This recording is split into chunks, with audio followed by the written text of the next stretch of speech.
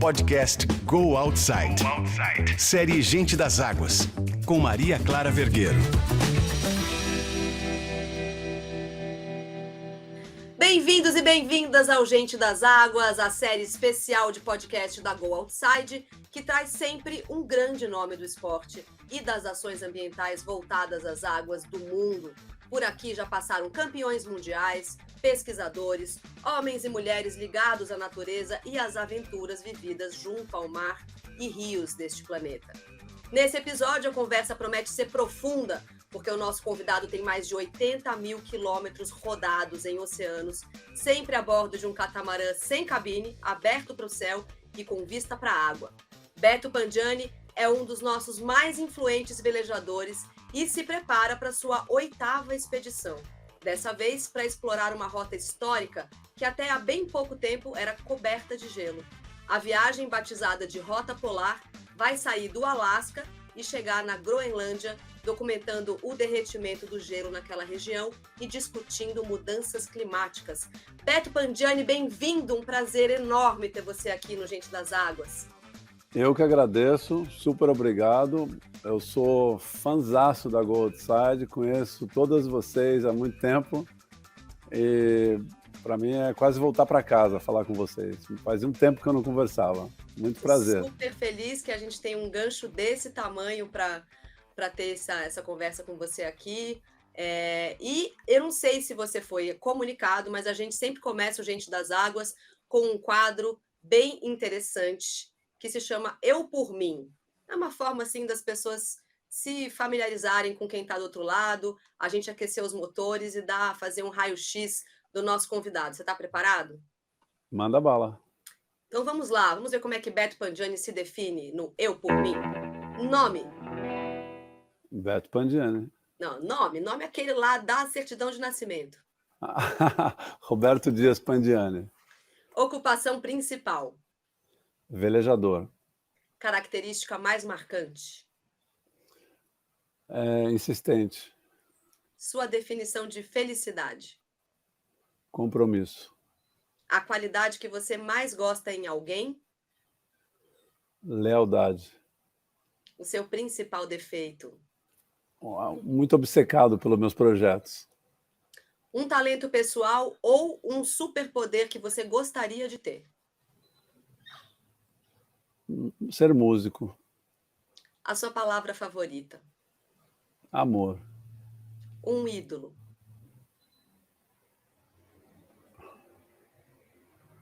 Nossa. Eu, sinceramente, não tenho ídolos. É difícil mesmo. Às vezes a gente tem mais de um, às vezes a gente tem fases, né? Mas é que é um ídolo. Vou falar um nome de uma pessoa que é um amigo pessoal, que eu realmente é uma pessoa que eu admiro, é o Lars Grael. E um lema? Viagem leve, viagem longe. Hoje, quando eu estava olhando suas coisas, agora que eu fiz a pergunta, eu estava esperando justamente essa resposta. Betão, a gente está aqui hoje, principalmente, né? A gente vai falar aqui um monte sobre as suas aventuras e sobre a sua história, mas antes de mais nada, eu queria começar falando desse próximo projeto que está quase zarpando. Em maio você se lança, junto com o seu companheiro Igor Belli, para o projeto Rota Polar. É a sua próxima aventura, a 8ª expedição da sua vida. Com ela, você também vai falar sobre a forma como as mudanças climáticas estão alterando uma rota que durante vários séculos se tentou explorar comercialmente de várias maneiras, mas que era intransponível por causa do gelo. Agora esse gelo tem se derretido ano após ano e as vias ali estão se abrindo. Essa expedição que você já está preparando faz tempo ganhou um significado diferente, novo agora, que a gente está enfrentando mais um capítulo de guerra, disputas territoriais e econômicas. Tudo que você tinha imaginado sobre essa viagem mudou de alguma forma com esses eventos recentes? Bom, uma guerra é um evento que comprova assim, o grau de baixo desenvolvimento da humanidade do ponto de vista moral, né? Parece que não foi suficiente a gente passar por uma crise de saúde no mundo, né? E se existe um evento, um conflito dessa natureza, dessa magnitude, ainda nessa época do nosso planeta é porque realmente a gente precisa rever algumas questões. Nossa, Todos muito. nós, né? Sim. E mudou, né? Coincidentemente, né? A gente sai a viagem começa no Estreito de Bering, né? Que é o ponto mais próximo da Rússia com os Estados Unidos. Uhum. E é até simbólico isso, né? A gente sair daquele lugar onde tem acho que no terceiro dia de viagem a gente vai conseguir olhar para a direita, ver os Estados Unidos, olhar para a esquerda e ver a Rússia, né? De tão próximo que eles estão. Eu fico assim abismado de não compreender como que as pessoas não podem se entender, né? Porque você acaba percebendo que a guerra não é entre as pessoas, né? A guerra acontece entre líderes, porque as pessoas não querem ir para a guerra, ninguém tem pretensão de invadir o país simplesmente porque quer tomar a casa de uma outra pessoa. Isso não existe. É. Se a gente olhar para a história, né, e para outros eventos, até estava questionando sobre isso hoje, velejando, né, a tal da obediência, né? As pessoas obedecem, né, líderes fanáticos porque elas perderam a capacidade de reflexão, Sim. né, de entender que isso não cabe mais no mundo, né, de que um líder que estimula um país a invadir outro ou provoca uma invasão, ele não é um líder, né? Mas a gente tem um sistema político que a gente entende como democracia, onde a gente elege alguém. E eu, na minha opinião, vejo que todas as vezes que o ser humano, ou nós, individualmente, delegamos o nosso poder, a gente se dá mal. Pensa bem, você delega o teu poder para um grupo religioso, você é controlado. Você delega teu poder financeiro para um sistema financeiro que é desfavorável a nós, né? A gente se dá mal. Delega o teu poder do ponto de vista do voto e vira as costas, a gente sabe muito bem o que acontece. Se E você então delega e também não procura acompanhar isso de perto, porque achar que você votou e que você não precisa fazer mais nada, né? mas é isso, mas na verdade é a atitude de delegar Sim. e de não se importar, ou de não prestar atenção, ou de não fazer questão de saber o que está acontecendo, e de não aprender, né? A gente está aqui no Brasil, prestes a uma eleição, e a gente sabe muito bem quem pode ganhar essa eleição, né? Parece que ninguém aprendeu absolutamente nada. Então, mas eu, como habitante desse planeta, eu aceito a maioria, mesmo que a maioria seja ignorante, porque, por enquanto, é o único sistema que existe, mas eu não acredito nesse sistema. Eu vou dar um exemplo para você. Uma viagem, a Rota Austral, a segunda viagem que a gente estava dobrando o Cabo Horn, nós éramos em 2 barcos, 4 velejadores. Um determinado dia, a gente tinha uma tempestade na Terra do Fogo, um vento forte pra caramba, a gente estava atrasado no cronograma, e 3 decidiram partir e um não, porque esse um estava se sentindo inseguro. Nós não partimos, porque a gente olhou primeiro para a posição mais conservadora, a outra é para o lado mais frágil. Então, o que eu aprendi no mar com o Igor, com o Duncan, meus companheiros de várias viagens, é que quando a gente quer se sentir seguro, a gente tem que cuidar do outro. Você fala uma coisa parecida com, enfim, que tem a ver com tudo isso que você acabou de mencionar, que a gente está acostumado a sentir, a levantar bandeiras por direitos, e que a gente não levanta bandeiras por deveres. E Sim, que quando se a gente tivesse essa batalha por deveres, né, a gente olharia melhor a pessoa ao lado e faria, sim. naturalmente faria mais pelos outros, né? Sim, porque é um desequilíbrio muito grande.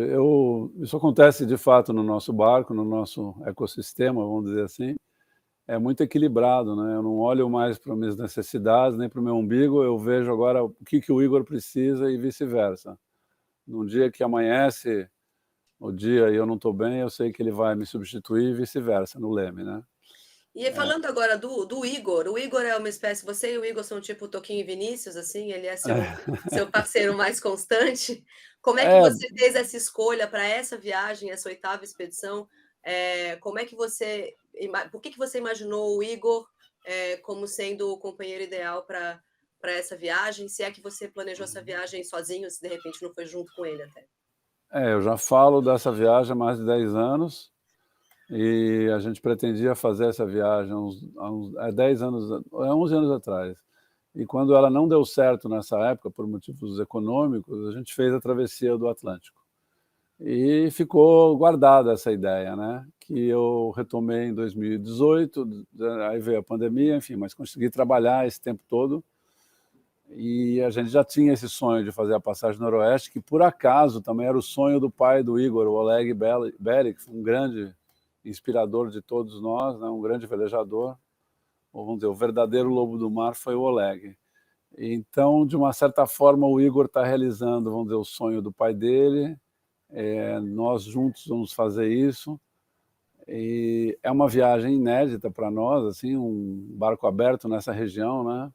Sim. Mas o que funciona muito bem entre nós dois é que nós temos uma confiança ilimitada no outro, sabendo que a gente, dentro de uma situação difícil, num momento tenso, a gente tem uma tranquilidade para tomar decisão, um certo nível de humor, porque a gente não leva tudo muito, a gente não leva nada a sério, na verdade, né? E a gente sabe que a gente é muito resiliente, que a gente aguenta muito esse ambiente rústico. Se o Igor ficasse, por exemplo, doente, ou eu ficasse doente, a gente teria que mudar a viagem para o ano que vem, porque a gente não teria como encontrar alguém que a gente tivesse a certeza que você sabe como essa pessoa vai reagir. Isso bate na questão da confiança, né? Eu sei que eu posso contar com o Igor, se chover canivete, a gente sabe que vai encontrar um jeito, sabe? Então, essa confiança. E outra também, é a pessoa que, sei lá, você passa um dia inteiro sem vontade de falar e não Tudo fala bem. nada, tudo bem, o outro não vai ficar com DR. O que aconteceu? Você está calado? Você Aconteceu está alguma estranho, o coisa? que aconteceu? Não, mas...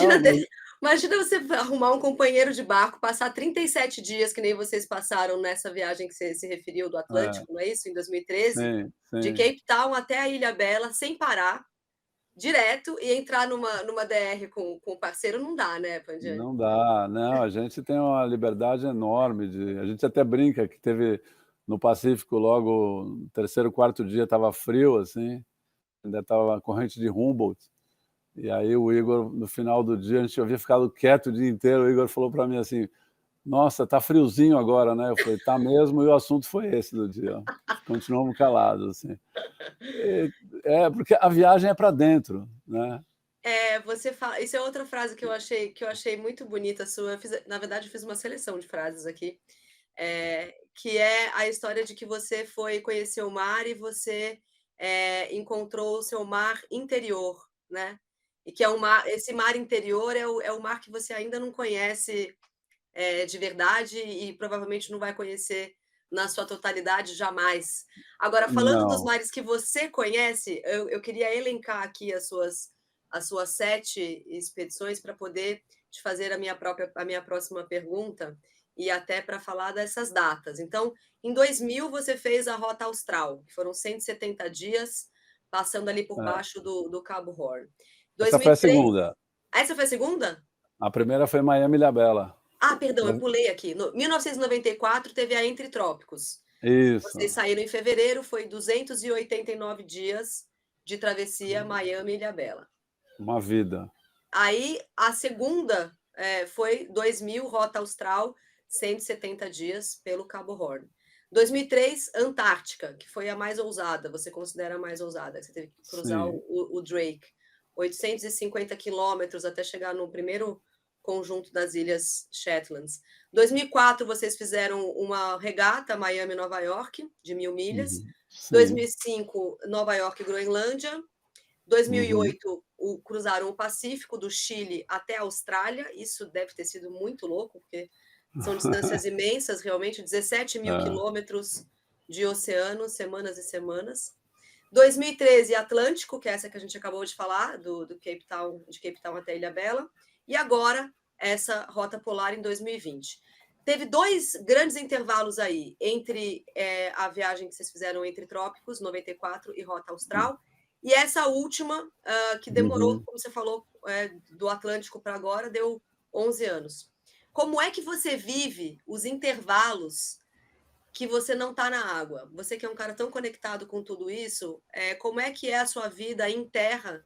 E por que que essas 2 viagens em especial tiveram intervalos tão grandes entre uma e outra?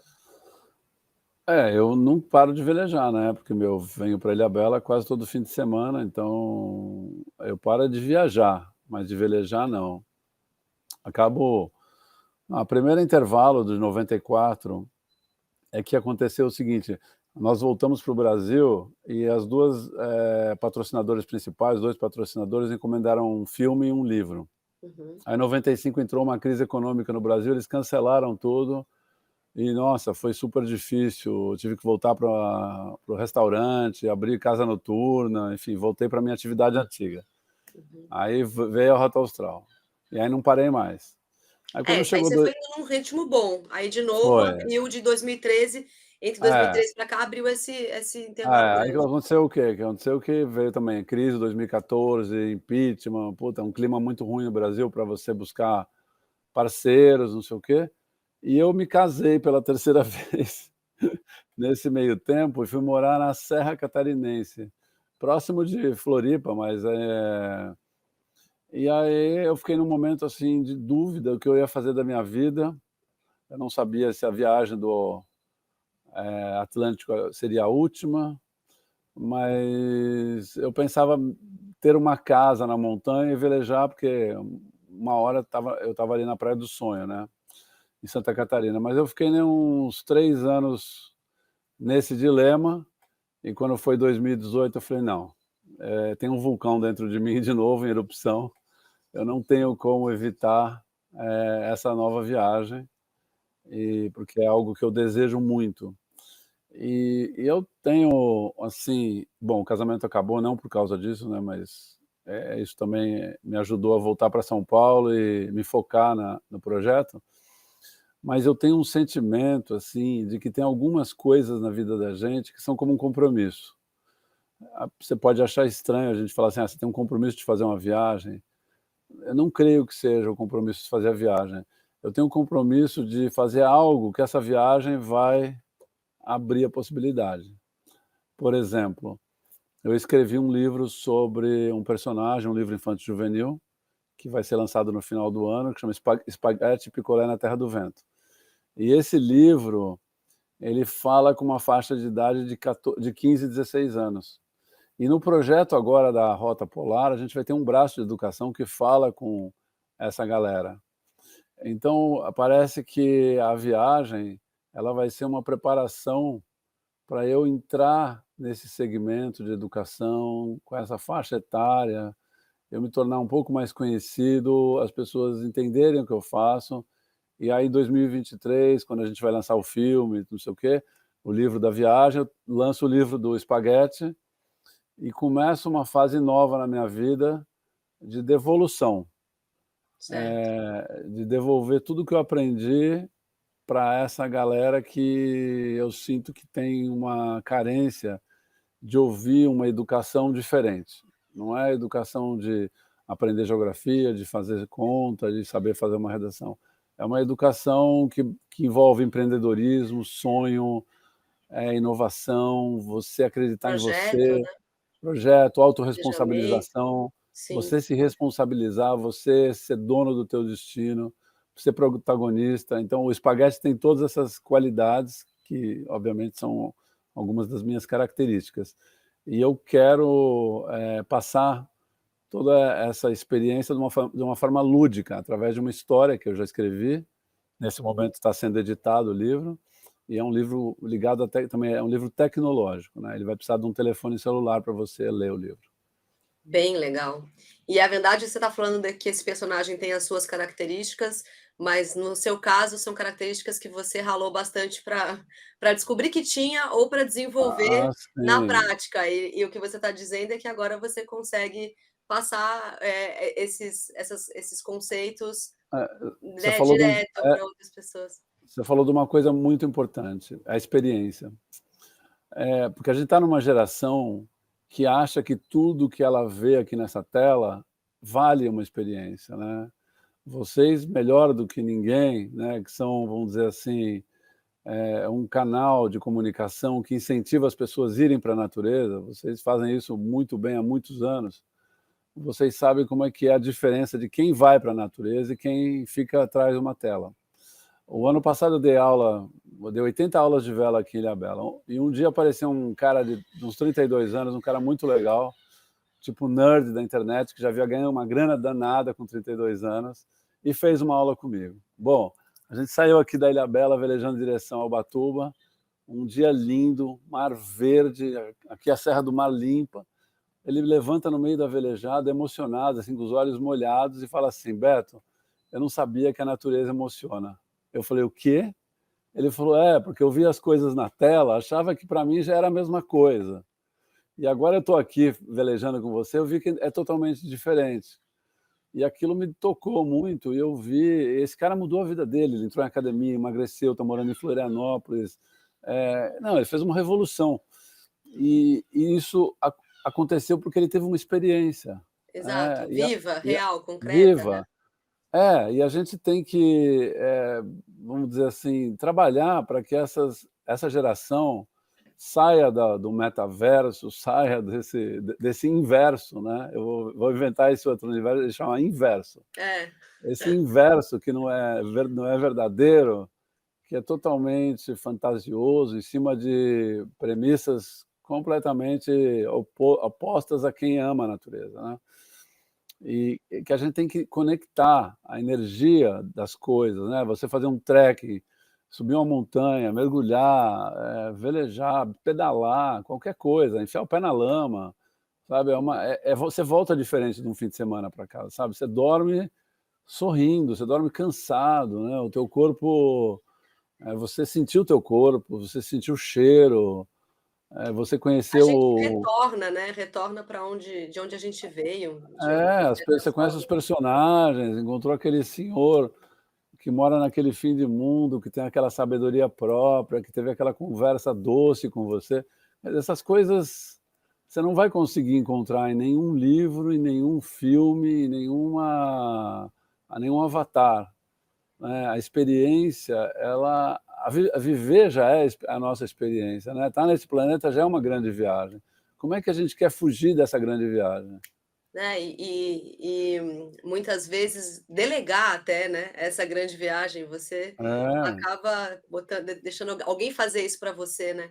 Mas falando de geração e de experiência, né, eu ia aqui dizendo, lembrando que você, sendo pioneiro, tendo realizado expedições únicas, né, que outras pessoas não fizeram dessa mesma forma, porque além do que tem essa especialidade que É. é o catamarã aberto, né, é uma embarcação completamente exposta, completamente entregue ali ao céu e ao mar e, na maioria das vezes, em condições, e muitas vezes em condições muito muito duras. Eu queria saber como é que um veterano como você enxerga as conquistas dos outros, como, por exemplo, a que a gente viu, no ano passado, da Tamara Klink, que recentemente se tornou a mais jovem brasileira a atravessar em solitário o Oceano Atlântico. Como é que isso bate em você, assim? É maravilhoso, porque você vê quantas pessoas a Tamara movimentou, né, e o interessante disso é que aonde ela movimentou essas pessoas, aonde é que pegou a travessia, né? Eu vejo assim, porque eu conheço o Amir desde moleque, né, a gente se conhece desde os 16 anos de idade, eu sei que o Amir ficou super emocionado, ver a filha dele chegando, claro, e eu sei, assim, como as pessoas olham para mim, e para outros viajantes, né? Mas o que me chamou a atenção na viagem da Tamara, assim, foi a garra nela, a determinação dela ir para a Europa, comprar um barco com pouco recurso, fazer umas gambiarras no barco e vir, né? É aquela coisa, né? Quando você quer, você faz, né? Mesmo Tem sem uma, ter, se ela ficasse esperando ter a experiência que ela precisava ter, o conhecimento que ela é, precisava ter, ou que ela achava que precisava ter, ela talvez não tivesse feito, né? eu acho que isso pegou bastante as pessoas, porque infelizmente, isso já aconteceu também comigo, né, às vezes de falar assim: "Ah, não deu por causa disso, não deu por causa daquilo", a gente sempre tem uma desculpa, né. E ela foi lá e fez. A outra questão é a coisa do sozinho, né, para as pessoas isso pega demais, né. É, E a pessoa estava sozinha, tal, só que o sozinho é você estar com você, é, né, e muitas pessoas, vide a pandemia, né, têm muita dificuldade de ficar consigo. sim. E isso é estranho, porque se você não fica bem com você, mas você não fica bem em nenhum lugar desse planeta, E com pode esquecer. ninguém. É, Você vai ficar tapando o buraco com relacionamentos, com atividades, com trabalho, virando workaholic, mas não, a primeira coisa que você tem que fazer é gostar de você, gostar de estar com você, mesmo que você tenha que lidar com algumas limitações, dificuldades, que isso é a parte mais interessante de quando você gosta de você, você aceita essas, dificuldades, essas limitações temporárias, vamos dizer assim, uhum. com uma certa um certo humor. Eu mesmo, sabe, eu estou aqui organizando a viagem. Gentileza, né, se a gente ser gentil com a gente mesmo e Exatamente. saber acolher, né. Porque se você não tem compaixão pra consigo, se você não tem gentileza, como você não vai conseguir com o outro. Essa coisa de você escrever no Instagram, plantar uma bananeira e fazer uma frase linda de compaixão, não quer dizer nada, sabe. Se você não consegue fazer com você, todo o aprendizado, ao meu ver, tem que partir do teu mundo interior, senão não tem coerência, né. A gente quer falar sobre corrupção, será que a gente não se corrompe também, muitas vezes, em não acreditar na gente? Isso é uma corrupção, né. Você não ter você tem um ideal de vida e você fala: "Não, eu não acredito em mim, eu não vou viver aquilo que eu sonho viver na minha vida". Essa é a maior corrupção de todas, né. Sem dúvida. E, Betão, você diz que foi buscar o seu pai no mar, né, o seu pai, era velejador também, competia, italiano, e aí você diz que você perde ele ainda novinho, e que a primeira vez que você chega no barco, você vê que é aquilo que você quer fazer da sua vida, que você se apaixona Uhum. imediatamente e que você acredita que você foi buscar o seu pai no mar. Então eu queria que você contasse quem foi o seu pai e qual é a imagem que você compôs do seu pai entre aquilo que você viveu com ele em terra e aquilo que você encontrou dele no mar? Bom, meu pai era um cara, assim, que tem uma história de uma inclusive eu contei essa história no Mar é Minha Terra, ele realmente foi a vida dele foi uma aventura muito grande, né. Mas ele era um cara ligado à nobreza, ele velejava, ele voava de avião, ele andava a cavalo, imagina isso em 1928, 29, uma época que o mundo voar de avião é uma coisa rara, né. Quase ter carro era ainda, né? Ter carro também, né. É. E ele tinha essas atividades e tal, e eu me lembro de eu no colo dele ouvindo essas histórias, né, dele contando, ele mostrando um livro que tinha umas fotos dele velejando. E ele me falou uma frase que ficou esquecida, eu me relembrei quando eu escrevi O Mar é Minha Terra, não sei como eu fui pescar essa frase lá dentro de mim, mas ele me falou assim, que um bom velejador, ele sabe, que o vento vai, rondar, vai virar, um pouco antes dos outros. Então ele se prepara para manobrar antes, então ele tem uma vantagem. Nossa, eu não sei como imagina, eu com 7 anos, se falar uma coisa dessa era grego para mim, mas eu gravei a frase. E depois que eu aprendi a velejar, eu entendi o que que ele quis dizer com isso, né, porque Uhum. de fato é verdade. Você Quando se você compete antecipa aos acontecimentos, né? no mar é importantíssimo você saber isso, né, você está ligado aos sinais, né. Sim. E algum isso, quando eu falo que eu fui buscar o meu pai do mar, porque como ele faleceu e eu não tive ele como professor, Quantos anos você tinha? 18. E eu já sonhava em dar a volta ao mundo. Eu ia com 14 anos eu pegava um ônibus chamado aeroporto, que ia até o aeroporto, eram 2 horas das Perdizes, eu comprava uma revista importada lá no aeroporto, né, em Congonhas, que só tinha lá, aquela revista importada, que era uma revista caríssima de vela, voltava com aquela revista lá que eu lia ela inteira, não lia porque não entendia nada, porque era às vezes escrito em italiano, em inglês, mas eu via os barcos, não sei o quê, E aí sonhava que um dia eu ia ter um barco à vela, cabinado, para dar a volta ao mundo. E nunca imaginei que ia ser nessa jangada high-tech, né? Seu Mas, boquete. mas a coisa foi, né? E de uma maneira estranha as coisas aconteceram, né? Então eu tenho um sentimento, assim, depois de muito tempo que ele faleceu, depois de uns 10 anos, eu entendi por que ele partiu, e eu não tenho nenhum sentimento mórbido, não tenho mais saudade, não tenho mais nada disso. Eu tenho um amor imenso por essa entidade, que hoje não é mais meu pai, né? Ele foi meu pai quando ele era vivo aqui, Como é o nome mas dele, Betão? Corrado Pandiani. Certo. Mas eu muitas vezes senti a aproximação dele, muitas vezes na minha vida, assim. E eu sei que essa energia, de uma certa forma, se vê representada por mim aqui, não somente em relação ao mar, mas ao plano de vida que a gente faz, né, quando vem para cá, com propósito, realizações, e incrível, né? Tudo que eu construí na minha vida, de positivo, eu construí a partir de uma perda, né? Foi essa perda que fez eu movimentar tudo isso dentro de mim e que me deu força para ir adiante, para ser resiliente, para ser Curioso. curioso, por ver propósito atrás das coisas, por ver magia onde ninguém vê, por ver coisas doces onde muita gente vê a dureza, sabe? Então, eu tenho muito agradecimento a essa energia que partiu e criou todas as condições que no primeiro momento pareciam adversas, mas eram as melhores que eu precisava para me desenvolver. Que lindo isso. E tem um texto muito bonito seu, que fala alguma coisa próxima também de outras que você acabou de dizer, que é A Descoberta de um País Nobre. E Sim, nesse texto você descreve aspectos do Brasil e da vida das pessoas que vivem à beira dos rios e dos mares, e às vezes também à beira da sociedade. Qual é a nobreza que você vê resistir nesse país tão cheio de problemas e de questões que é o nosso? a pureza. Essa é a coisa, para mim, esse é um valor assim inestimável. Assim, as pessoas não podem, as pessoas, eu não gosto de falar dessa maneira assim. Não é que as pessoas devem, porque ninguém deve nada, né? Mas as pessoas que mantêm a sua pureza, essas pessoas elas trazem uma sabedoria muito grande, porque elas são pessoas simples.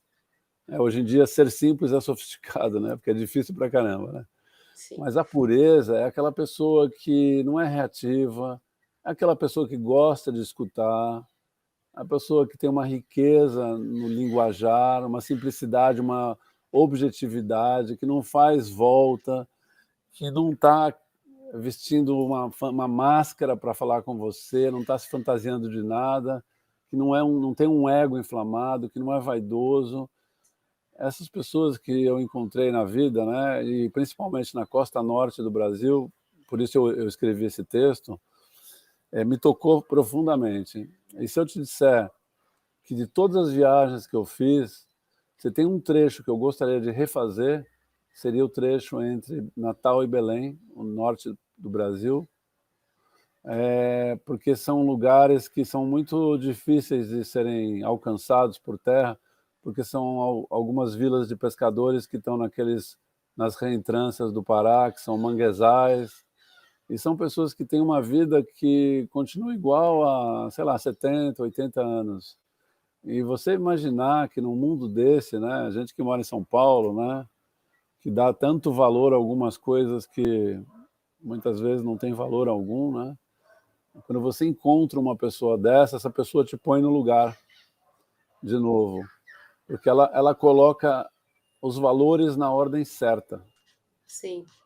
E você acha que essa pureza, essa nobreza, ela tem ligação com a água, porque são populações ribeirinhas, são populações que estão ali ou perto dos rios ou perto dos mares, lidando com algum aspecto, e aí você me diria qual, que o mar tem, que o rio tem, e que entra na vida dessas pessoas e vai meio que moldando o caráter dessas pessoas? A água faz isso?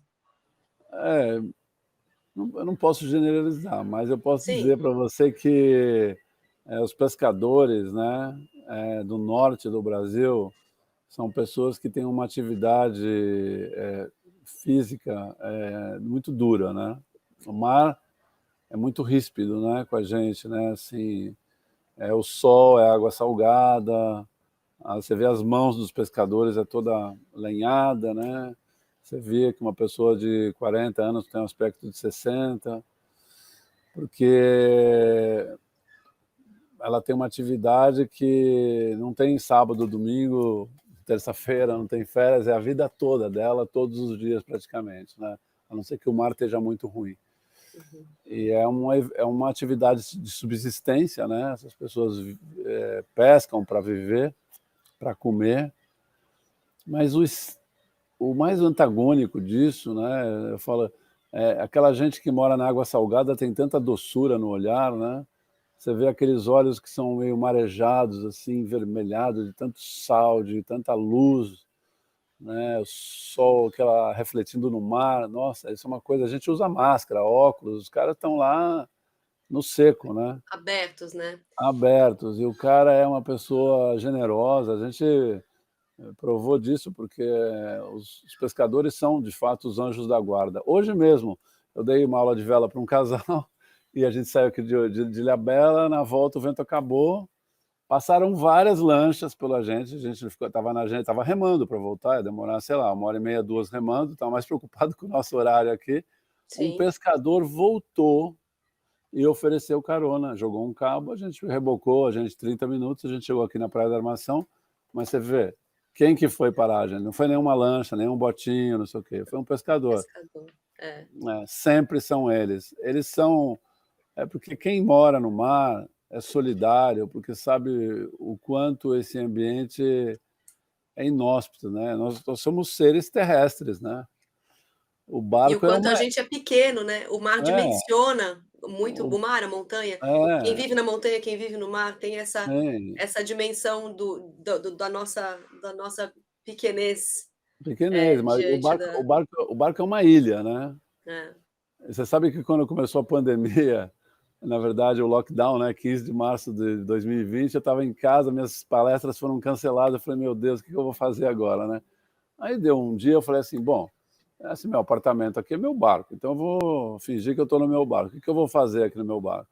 Aí eu tive uma ideia, eu falei, pô, eu vou escrever um texto, porque de repente eu me dei conta que eu era especialista de quarentena, Isso né? que eu ia te falar, o que você deve ter dado de palestra, feito de live no período da pandemia É, para falar sobre isolamento.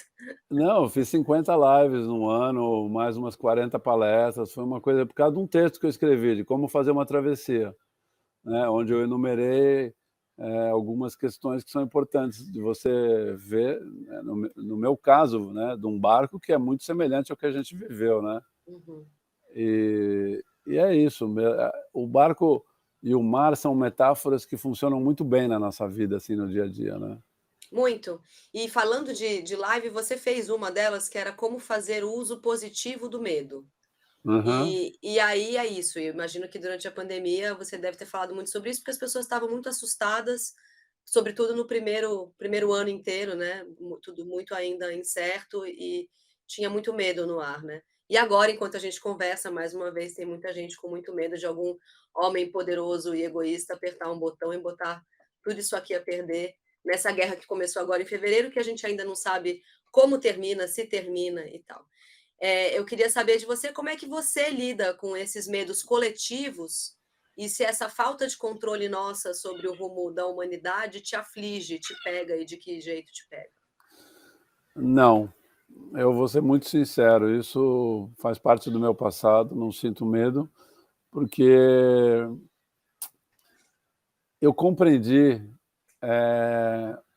o porquê que a gente sente medo, e eu compreendi qual é o propósito do controle, né, porque quando você é controlado, você sente medo. E eu, objetivamente, na minha vida, eu percebi o seguinte, se eu sentir medo, né, se eu vou tirar o foco das minhas das minhas questões. Então, se eu vim para esse lugar, né, fazer alguma coisa, pressupõe-se que esse lugar que eu vim era mais avançado que esse aqui. Sim. Então, eu vim trazer algo, né? Eu não vim levar algo, não vim receber algo, vim trazer algo. E se eu cair nessa retórica, nessa história do medo, eu vou deixar de entregar o que eu vim entregar. Eu tenho dentro de mim, eu não sei por que eu tenho isso, desde que eu me conheço por gente, uma certa, não é apreensão, é uma apreensão de que no meu último dia de vida eu vou ter um lapso assim de memória, eu vou lembrar tudo que eu fiz na vida, e aí vou fazer um balanço e vou saber se eu fiz tudo que eu me propus ou não. E eu sempre tive um alerta de que eu jamais poderia partir daqui triste ou arrependido. Então, eu não deixo de fazer nada daquilo que meu coração me fala. Se meu coração falar assim, abandona tudo amanhã, eu abandono, porque eu tenho certeza que está ligado ao que eu me propus a fazer. Então, eu vejo assim, vem uma pandemia. A pandemia não é para que a gente sinta medo, a gente precisa aprender alguma coisa, você precisa compreender o que está acontecendo no mundo. É aquela tal coisa da obediência, a gente não precisa obedecer, a gente tem que questionar. Agora tem uma questão bélica gravíssima. O que vai contribuir para esse evento acontecer ou não acontecer se eu ficar preocupado, com medo, tenso, sem dormir? Eu acho que energeticamente pior, eu vou mandar mais alimento para essa negatividade. Mas, se eu foco no meu coração, que é o lugar mais seguro que eu conheço desse universo, eu vou emanar coisas boas, eu vou continuar fazendo meus projetos que têm um propósito de trazer algo, de entregar algo, e não vou cair nessa armadilha, porque isso é uma armadilha da nossa mente. E porque quem sente medo da guerra, sente medo do Covid, sente medo de tudo. Vai sentir medo de outra coisa, daqui a pouco vamos ver qual que é o próximo lançamento aí de medo que vai ter.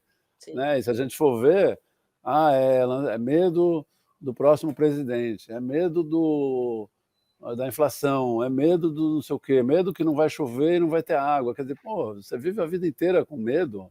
Uhum. Gente, como que a gente pode sentir medo, senão primeiro que a gente não morre, né? Eu não entendo a morte como um fim. É uma continuidade, começa uma vida nova. Então eu não tenho medo. Por que eu vou sentir medo? Eu sempre escrevo isso.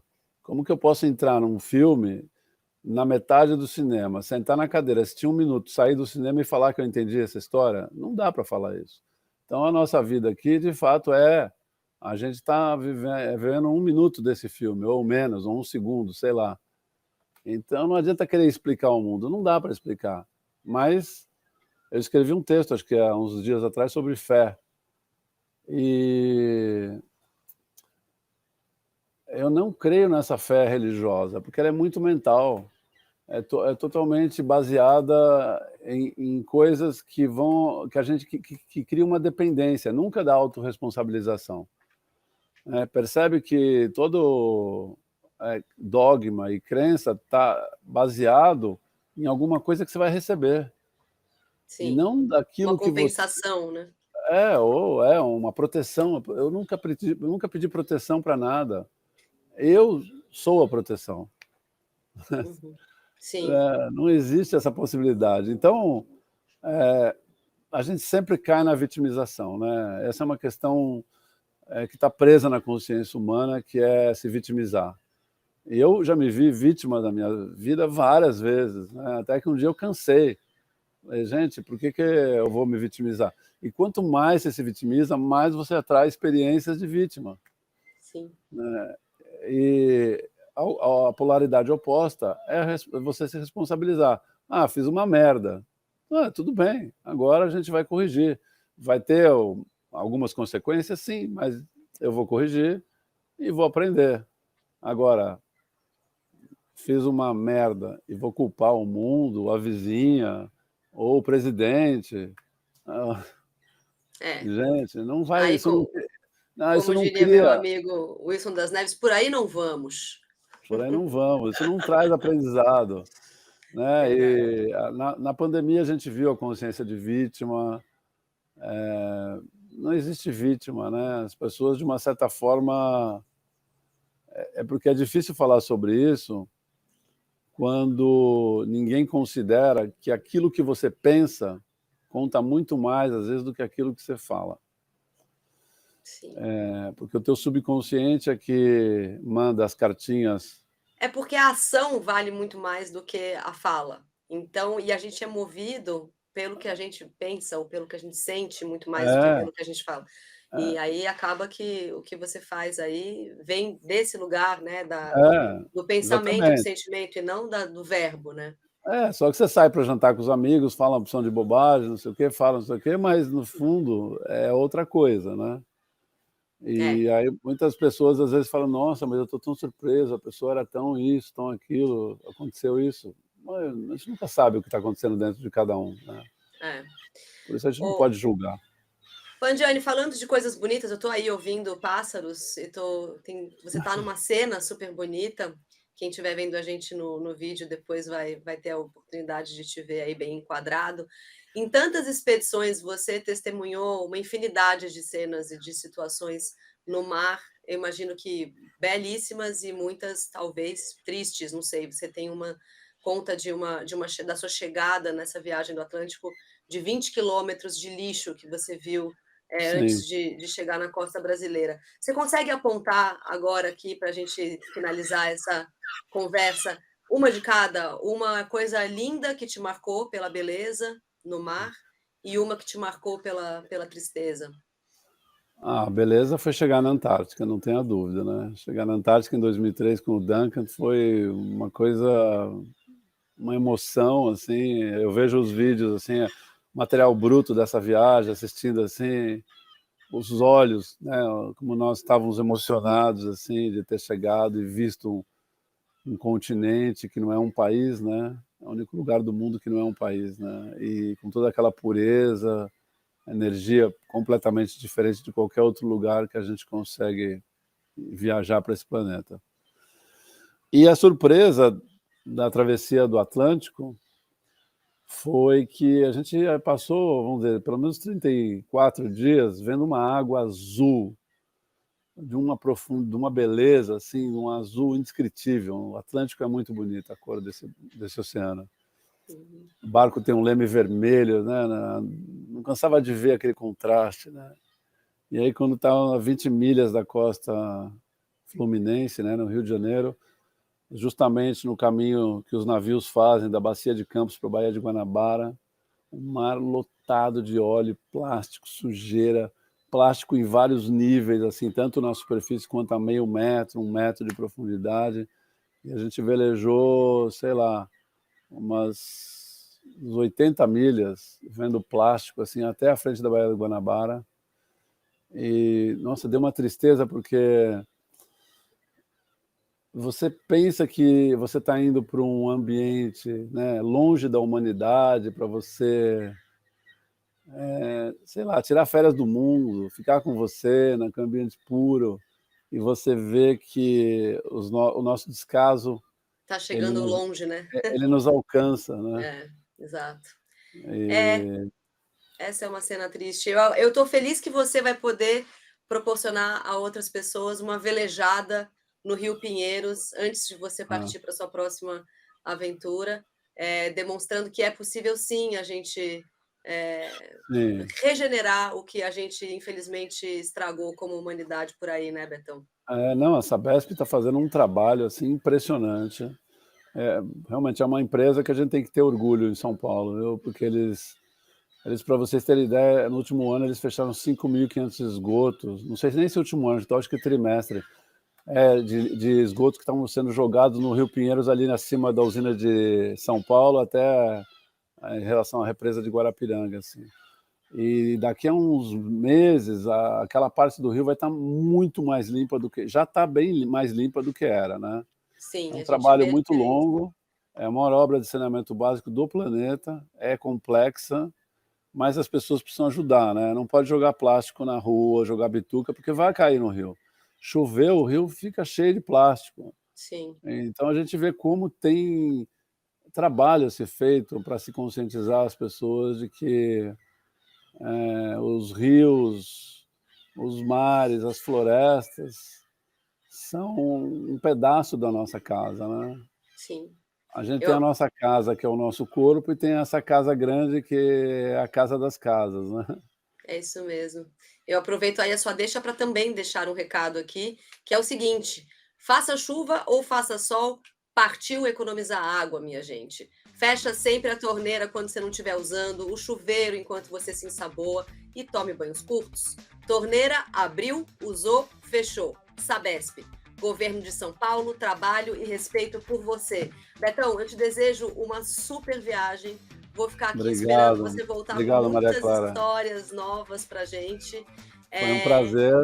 Super prazer falar com você. Fiquei muito feliz de bater esse papo. Eu também. Você é excelente entrevistadora. Muito obrigado, Maria Clara. Ai, foi um muito prazer. Obrigada. Tá registrando isso, gente, por favor. Emoção. Excelente, excelente. Obrigada mesmo, de coração. Beijo grande. Até a próxima. Outro. Até. Tchau, tchau. Valeu. Podcast Go Outside. Série Gente das Águas, com Maria Clara Vergueiro.